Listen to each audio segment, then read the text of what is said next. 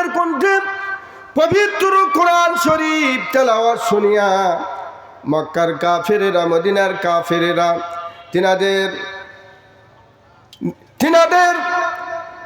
তিনাদের যে পিতামাতার ধর্মকে চুনকালি মেরে দিয়ে তিনারা আল্লাহ রসুলের হাতে হাত ধরিয়া কালেমা পড়ে মুসলমান হয়েছে। এ দোস্ত, আর পড়তে হবে না, জোরে জোরে বলেন মারহাবা। ভাইরা আমার, সেই জন্য করিয়া বিশ্বনবী সাল্লাল্লাহু আলাইহি সাল্লাম তিনি পবিত্র কোরআন শরীফ তেলাওয়াত করতেছেন কাবা শরীফের সামনে। আল্লাহর রসুল কোরআন শরীফ তেলাওয়াত করতেছেন। হুজুর যখন কোরআন শরীফ তেলাওয়াত করে তখন অর্থ বুঝে বুঝে তিনি তেলাওয়াত করতেছেন, চোখের পানি ছেড়ে দিচ্ছে, আর তিনি কোরআন শরীফের অর্থ বুঝে বুঝে পড়তেছে যে আহারে কাফেরদের কি অবস্থা হবে। আল্লাহ পাক এই জায়গায় কি বলিয়াছে, কাফেরদের তো চরম হারে তাদের শাস্তি হবে, তাদের জিল্লতির সাথে মৃত্যু হবে। ফি নারে জাহান্নামা খালিদিনা ফিহা, তারা মারা যাওয়ার সাথে সাথে তাদের কবরখানা জাহান্নামে পরিণত হয়ে যাবে। আল্লাহ রাসূল পড়তেছে পবিত্র কোরআন শরীফ, ওদিকে আবু জাহাল চিল্লায়া বলতেছে, ও মক্কাবাসীরা, তোমরা কি পাগল দেখিয়াছো? পাগল যদি দেখতে চাও তাহলে কাবা শরীফের সামনে চলে যাও। জোরে জোরে বলেন নাউজুবিল্লাহ। পাগল যদি দেখতে চাও কাবা শরীফের সামনে চলে যাও। মক্কার কাফিররা তিনারা কাবা শরীফের সামনে আসলেন।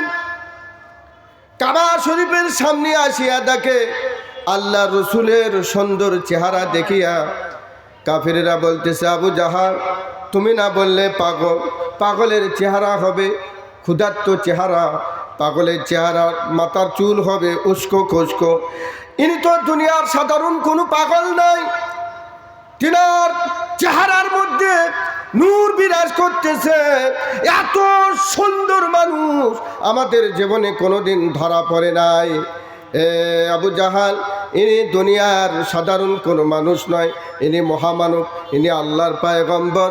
হে আবু জাহাল, তোমাকে সাক্ষী রাখিয়া এই মুহূর্তে কালিমা পড়ে নিলাম, লা ইলাহা ইল্লাল্লাহু মুহাম্মাদুর রাসূলুল্লাহ, লা ইলাহা ইল্লাল্লাহ, লা ইলাহা ও লা ইলাহা ইল্লাল্লাহ, লা ইলাহা লা ইলাহা ইল্লাল্লাহু মুহাম্মাদুর রাসূলুল্লাহ। জোরে বলেন সাল্লাল্লাহু আলাইহি ওয়াসাল্লাম। শুধু তাই নয়, এই কোরআনকে যারা মহব্বত করবে, কোরআনকে যারা ভালোবাসবে, এই কোরআনকে যেনারা ভালোবেসেছিল আল্লাহ পাক তাদেরকে জেরো থেকে হিরো বানায় দিয়েছেন। আর যারা কোরআনের সঙ্গে বেয়াদবি করিয়াছে, কোরআনের ইসলামের সঙ্গে যারা বেয়াদবি করিয়াছে, কালেমার সঙ্গে যারা ইসলামের সঙ্গে আল্লাহর সঙ্গে যেনারা বেয়াদবি করিয়াছে, আল্লাহ পাক তাদেরকে জিল্লতির সাথে দুনিয়া থেকে বিদায় করে দিয়েছে। আবু জাহালকে আল্লাহ পাক কিভাবে দুনিয়া থেকে বিদায় করে দিল? ছোট্ট মাসুম বাচ্চাদের হাতে আল্লাহ রাব্বুল আলামিন তাদেরকে দুনিয়া থেকে বিদায় করে দিয়েছেন। ফিরাউনের দিকে তাকান। ফিরাউন তিনি ধর্মের বিরুদ্ধে কথা বলার কারণে, নবীর বিরুদ্ধে কথা বলার কারণে আল্লাহ পাক তাকে পানির মধ্যে চুপড়াইয়া দুনিয়া থেকে বিদায় করে দিয়েছে। এরপরে নমরুদের দিকে তাকান। নমরুদ তিনি নবীর বিরুদ্ধে কথা বলিয়াছিল। এই নমরুদ জুতার বাড়ি খাতে খাতে আল্লাহ পাক তাকে দুনিয়া থেকে বিদায় করে দিয়েছে। আল্লাহ রাব্বুল আলামিন বললেন, ইন্না নাহানু নাযালনা যিকরা ওয়া ইন্না লাহু লাহাফিজুন। আল্লাহ রাব্বুল আলামিন বলেন, ও কাফিরেরা, তোমরা যত ইসলামের বিরুদ্ধে, কোরআনের বিরুদ্ধে, ধর্মের বিরুদ্ধে, কালেমার বিরুদ্ধে যত তোমরা কর্মসূচি গ্রহণ করো না কেন, যত তোমরা কর্মসূচি গ্রহণ করো না কেন, সংসদে তোমরা বিল পাস করো না কেন, কিন্তু কোরআন নাযিল করিয়াছি আমি, এর হিফাজতের দায়িত্ব আমি আল্লাহ নিজেই গ্রহণ করব। জোরে জোরে বলেন সুবহানাল্লাহ। তাতে তোমরা যত চেষ্টা করো না কেন, কোরআনের দাওয়াত আপনার আবহমান কাল থেকে শুরু করে না আজ পর্যন্ত, কিয়ামতের আগ পর্যন্ত কোরআনের দাওয়াত চলবে। কিন্তু যারা বিরোধিতা করিয়াছে তারা দুনিয়া থেকে বিদায় হয়ে গেছে, ঠিক না? আজকে কোরআন আজও আছে, কোরআনের দাওয়াত কিয়ামত পর্যন্ত চলবে। জোরে বলেন আল্লাহু আকবার, আল্লাহু আকবার। ভাইরা আমার, وقال الذين كفروا لا تسمعوا لهذا القرآن والغوا فيه لعلكم تغلبون। আল্লাহ রাসূল পবিত্র কোরআন শরীফ তেলাওয়াত করতেছেন। আবু জাহাল তিনি তার বাহিনীদেরকে বলতেছে, মুহাম্মদ সাল্লাল্লাহু আলাইহি সাল্লাম যখন কোরআন শরীফ পড়বে তখন তোমরা চিল্লাচিল্লি করবে, হয় হাল্লা করবেন, যাতে করে কোরআন শরীফের তেলাওয়াতের আওয়াজ যেন তোমাদের কানে না আসে। তার কারণ আবু জাহাল ভালো করেই জানে যে কোরআন শরীফের আওয়াজের শব্দ যদি আমাদের কানে আসে তাহলে আমাদের পিতামাতার ধর্মকে চুনকালে মেরে দিয়ে কাফেরেরা রসুলের হাতে হাত ধরিয়া কালেমা পড়ে মুসলমান হয়ে যায়। এটা বরদাস্ত করা যাবে না, এটা সহ্য করা যাবে না। যেভাবেই হোক কোরআনের দাওয়াত বন্ধ করে দিতে হবে। জোরে জোরে বলেন নাউযুবিল্লাহ। আর এই কোরআনকে যারা ভালোবাসবে, কোরআনকে যারা মহব্বত করবে, কোরআনের হক অনুযায়ী যেনারা দুনিয়াতে জীবন যাপন করবে, আমল করবে, এই কোরআন আরো কি করবেন দেখেন।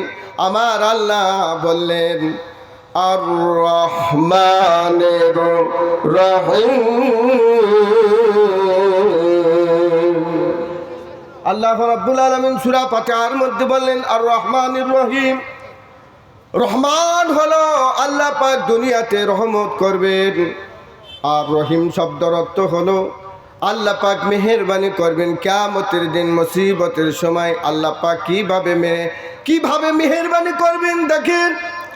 আল্লাহ রাব্বুল আলামিন কিয়ামতের দিন মুসিবতের সময় বান্দাদের এই দুর্দশা দেখিয়া, কষ্ট দেখিয়া আল্লাহ রাব্বুল আলামিন নিজেই পবিত্র কোরআন শরীফ তেলাওয়াত করবেন।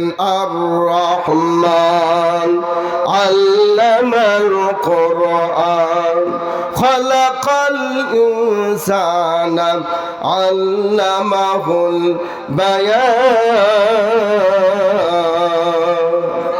সূরা রহমান আল্লাহ পাক পড়বেন, লক্ষ কোটি কোটি মানুষগুলি সবাই স্তম্ভ হয়ে যাবেন, তাদের কানে তালা ফেটে খিনকি দিয়া রক্ত প্রবাহিত হতে থাকবেন। আল্লাহ পাকের কুদরতি কণ্ঠে পবিত্র কোরআন শরীফ তেলাওয়াত শুনিয়া মানুষের কানে তালা ফেটিয়ে তেনারা হাসরের ময়দানের জমিনে তারা পড়িয়া যাবেন, বেহুশ হয়ে যাবে। লক্ষ কোটি কোটি মানুষগুলি সবাই বেহুশ হয়ে যাবেন। আল্লাহ রাব্বুল আলামিন বললেন, লিমানিল মুলকু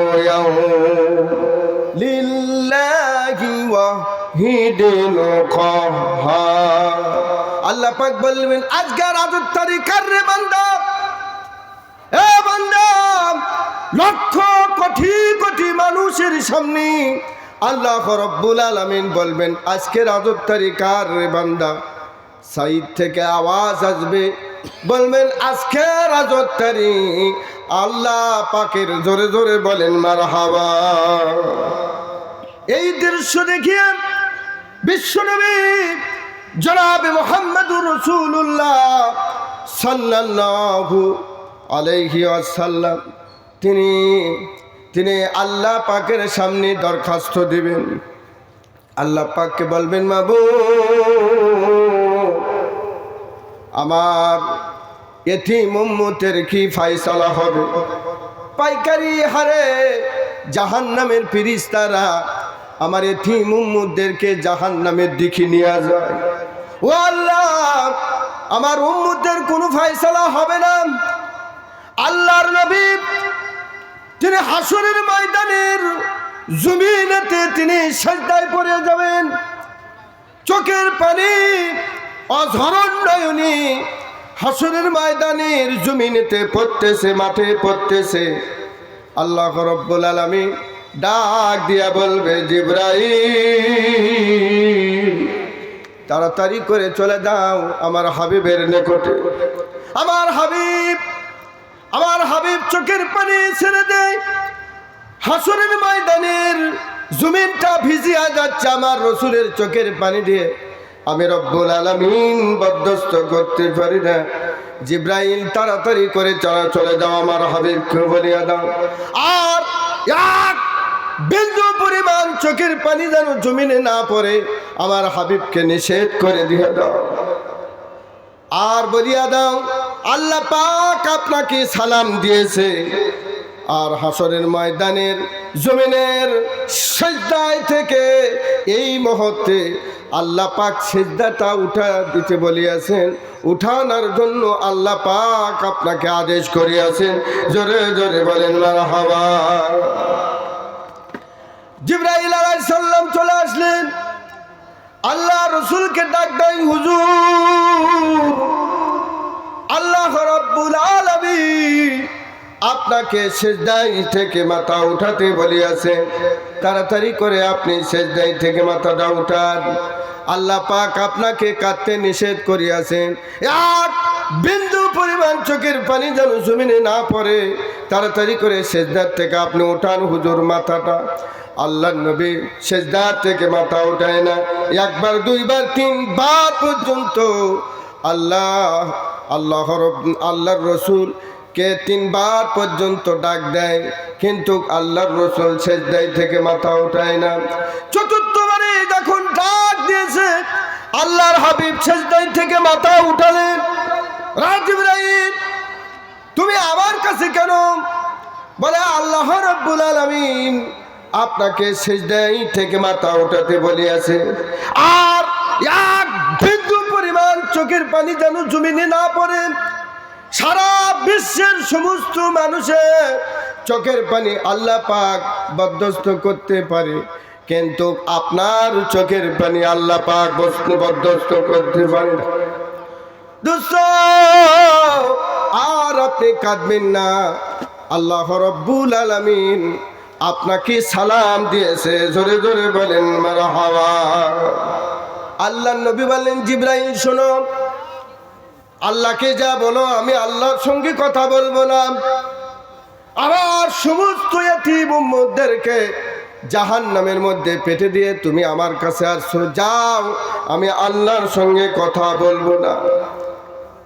আমার সমস্ত এতিম উম্মতগুলো জাহান্নামের দিকে চলে যাচ্ছে। আল্লাহ রাব্বুল আলামিন ডাক দিয়ে বললেন, দোস্ত আপনি টেনশন করবেন না। ওয়ালাল আখিরাতু খায়রুল লাকা মিনাল উলা। দোস্ত আমি আপনাকে মাকামে মাহমুদ দান করিয়াছি, আমি আপনাকে কাউসার দান করিয়াছি। দোস্ত আপনি টেনশন করবেন না। আমি আজকে আপনাকে শাফাতের অধিকার দিয়েছি। আপনি যাকে খুশি শাফাত করিয়া সুপারিশ করিয়া আপনি তাদেরকে জান্নাতে পৌঁছে দেন। জোরে জোরে বলুন সুবহানাল্লাহ। শুধু তাই নয়, অন্যরা এটা আছে, আল্লাহ রাব্বুল আলামিন বলবেন, দোস্ত আপনি টেনশন করতেছেন কেন? আপনি ঘাবড়াচ্ছেন কেন? আজকে কিয়ামতের দিন, মুসিবতের সময়, আজকে তো আপনার কান্নার দিন নয়।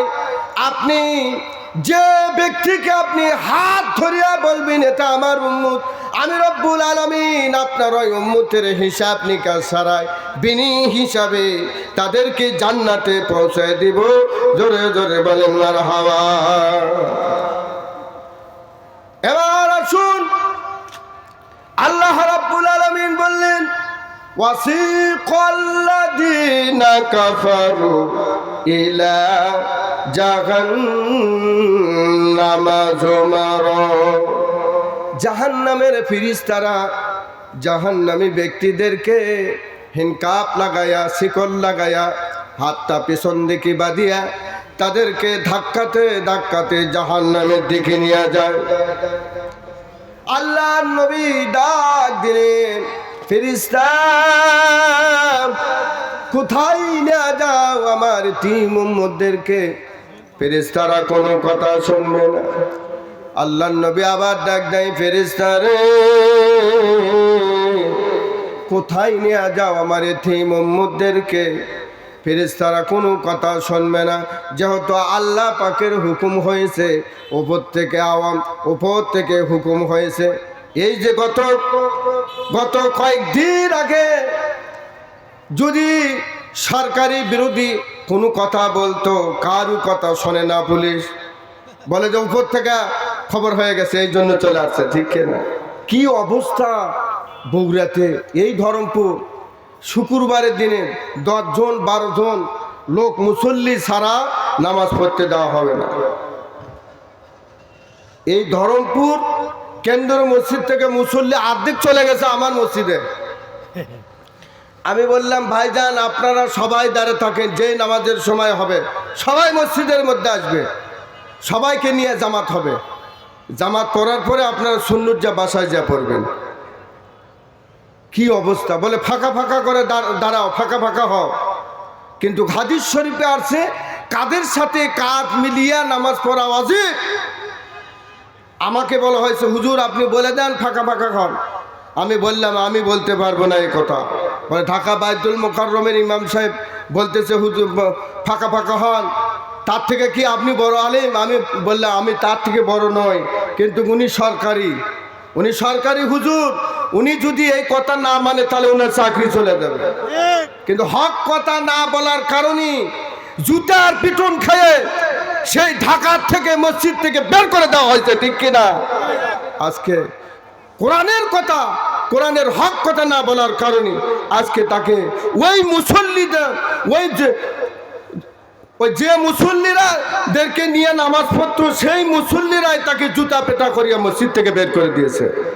চিন্তা করেন, যে ব্যক্তি হক কথা না বলবে আল্লাহ পাক তার সেই শাস্তি দুনিয়াতেই দেওয়া যায়, ঠিক কিনা? এবার আসুন আল্লাহর নবী তিনি বিশ্বনবী জনাবে মুহাম্মদুর রাসূলুল্লাহ সাল্লাল্লাহু আলাইহি ওয়াসাল্লাম বলেন, ফেরেশতা আমার এতিম উম্মতদেরকে কোথায় নিয়ে যাও? চতুর্থবারে আল্লাহ রাব্বুল আলামিন ডাক দিয়া বলবেন, ফেরেশতারে তোমরা বেয়াদবি করো না, আমার হাবিব ডাকতেছে, আমার দোস্ত ডাকতেছে। আমার যে নবীকে সৃষ্টি না করলেন আসমান জমিন পাহাড় পর্বত কিছুই সৃষ্টি করতাম না রে ফেরেশতা, আমার হাবিব ডাকতেছে, তোমরা বেয়াদবি করো না, আমার হাবিব যা বলে তোমরা সেটাই পালন করো। জোরে জোরে বলেন মারহাবা। এবার ফেরেশতারা দণ্ডায়মান হয়ে গেলেন, দাঁড়িয়ে গেলেন। ফেরেশতারা দাঁড়িয়ে গেলেন, দণ্ডায়মান হয়ে গেলেন। আল্লাহ রাসূল বললেন, ফেরেশতারা আমার এতিম উম্মতদেরকে কোথায় নিয়ে যাও? বলে তাদেরকে জাহান্নামের দিকে নিয়ে যায়। কেন নিয়ে যাও রে ফেরেশতা? বলে নেকি বুঝি ওজন করা হয়েছে, নেকির চাইতে গুনার পাল্লা ওজনে বেশি হয়েছে, নেকির চাইতে গুনার পাল্লা বেশি হয়েছে, সেই জন্য তাদেরকে জাহান্নামের দিকে নিয়ে যায় আমার আল্লাহর হুকুমে। আল্লাহর নবী বললেন, ফেরেশতা তোমরা মনে কিছু নিও না, আর একবার ওজন করো, আমি নবী নিজ চক্ষে দেখতে চাই। জোরে জোরে বলেন মারহাবা। সেই নবীর প্রতি দরুদ শরীফ পড়তে আমাদের গলার মধ্যে চুলকায়, ঠিক না? এখন তো বিদআত করতে করতে শেষ করে দিছে। রসুলের প্রতি দরুদ শরীফ পড়া যাবে না, মিলাদ কিয়াম করা যাবে না, দাঁড়ান যাবে না, কত ফতুয়া। নামাজের বিরুদ্ধে ফতুয়া নাই। সমাজের মধ্যে একটা ছেলে নামাজ পড়ে না, তার বিরুদ্ধে ফতুয়া মৌলবীরা দেয় না। এই মোবাইলের মধ্যে আপনার জুয়া খেলতেছে সারা রাত ধরে ধরে, কিন্তু তার বিরুদ্ধে মৌলবীরা ফতুয়া দেয় না। কিন্তু মিলাদ কিয়ামের বিরুদ্ধে যদি দাঁড়া থাকা যদি করে, কয় এটা বেদাত হুজুর, কি বলেন? তাই বলে কি না? আজকে এই সমস্ত মৌলবীদের জন্য আজকে আমাদের দেশের আগুন লেগেছে, ঠিক না? এবার আসুন বিশ্বনবী জনাবে মুহাম্মদ রাসূলুল্লাহ সাল্লাল্লাহু আলাইহি ওয়াসাল্লাম তিনি বললেন, ফেরেশতা আমি নবীর চোখের সামনে আর একবার ওজন করো, আমি নবী নিজ চোখে দেখতে চাই।